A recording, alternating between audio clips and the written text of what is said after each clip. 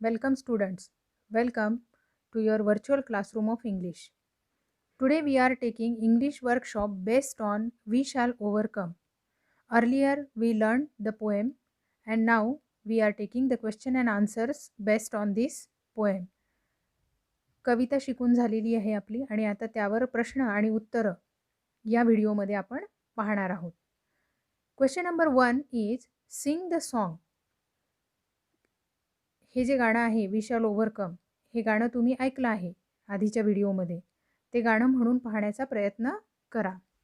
Question number 2, each line in the poem tells you something about the people singing it.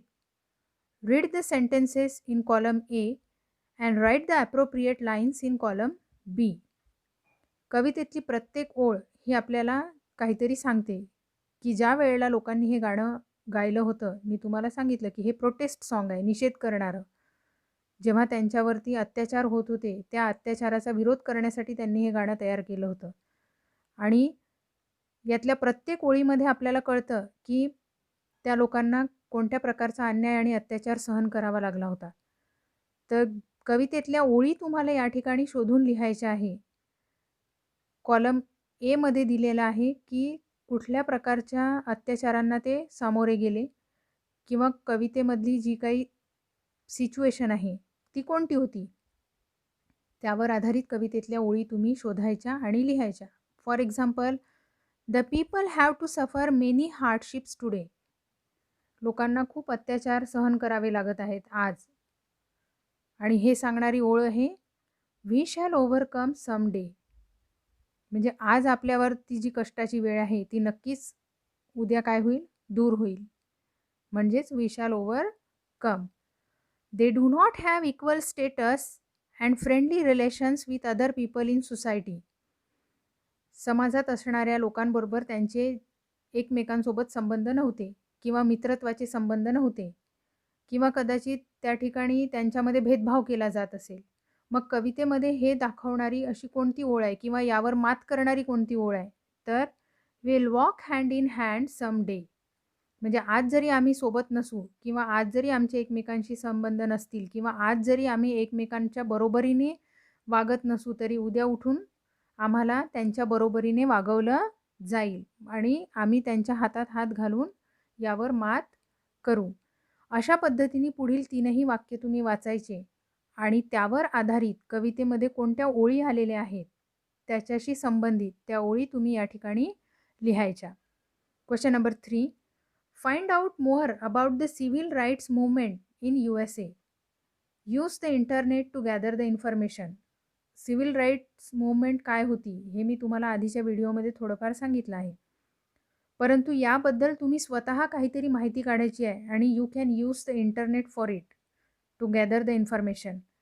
आणि ही माहिती काढताना किंवा ही माहिती काढण्यासाठी तुम्ही इंटरनेटचा वापर करू शकता. Write down the information at least in 5 sentences. तुम्ही जी माहिती गोळा कराल इंटरनेटच्या माध्यमातून ते 5 ओळीमध्ये तुम्ही तुमच्या वहीमध्ये लिहायची आहे. Find other inspiring songs associated with people's movements. You may list famous inspiring songs from your mother tongue or Hindi. Inspiring songs म्हणजे स्फूर्तिगीतं की जे लोकांनी केलेल्या चळवळींशी संबंधित असतील. अशा काही स्फूर्तिगीतांची यादी तुम्ही तयार करायची आहे. तुम्ही तुमच्या मातृभाषेतील किंवा हिंदीमधील सुद्धा काही स्फूर्तिगीतं तुम्ही यामध्ये घेऊ शकता.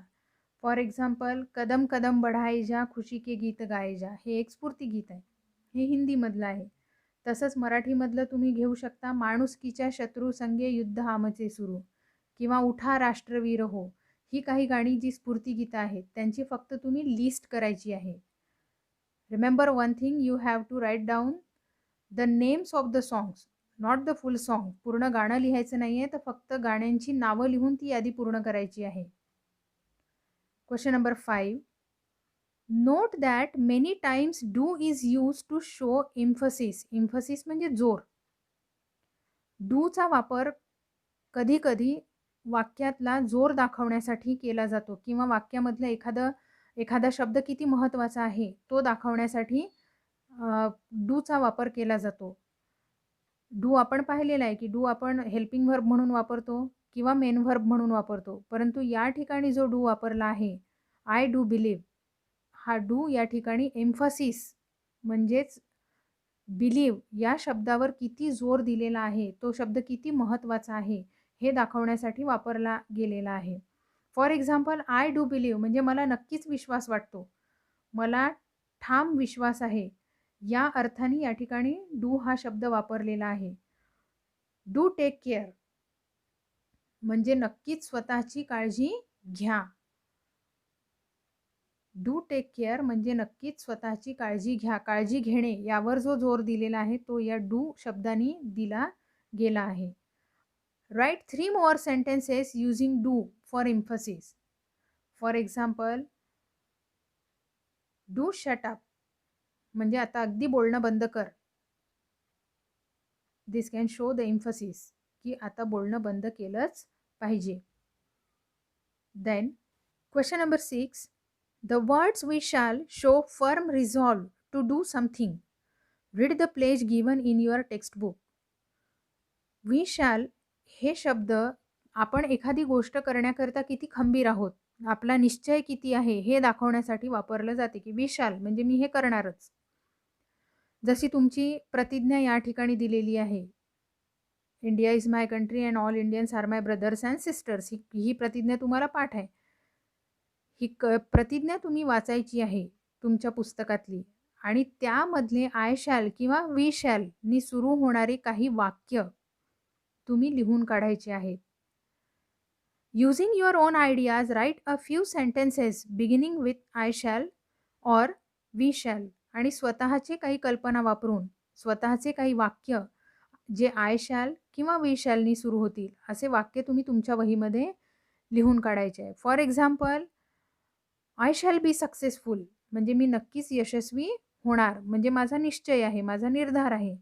अशासारखी काही वाक्य तुम्ही तुमच्या वहीमध्ये लिहून काढायची आहेत.